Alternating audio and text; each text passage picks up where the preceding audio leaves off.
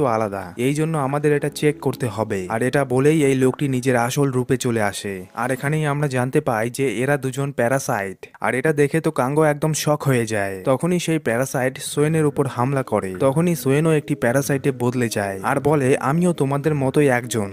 তখন সেই লোকটি বলে তুমিও আমাদের মতোই একজন, এই জন্য আমাদের সাথে সামিল হয়ে যাও। বেঁচে থাকতে হলে আমাদের একসাথে কাজ করতে হবে। তারপর সে তাকে সেই চার্চের প্যাম্পলেট দেয়। সে বলে তোমার যখন ইচ্ছে তুমি আমাদের টিমে জয়েন করতে পারো। এরপর তারা দুজন সেখান থেকে চলে যায়। এদিকে কাঙ্গো এইসব দেখে এখান থেকে চলে যাচ্ছিলই, তখনই তার পা একটি খালি বোতলের উপর পড়ে। আর সেই আওয়াজ শুনে সোয়েন তার উপর হামলা করে দেয়। সোয়েনের মধ্যে থাকা সেই প্যারাসাইট বলে আমি যদি তোকে ছেড়ে দেই তো তুই বাইরে গিয়ে সবাইকে সোয়েনের ব্যাপারে বলে দিবি।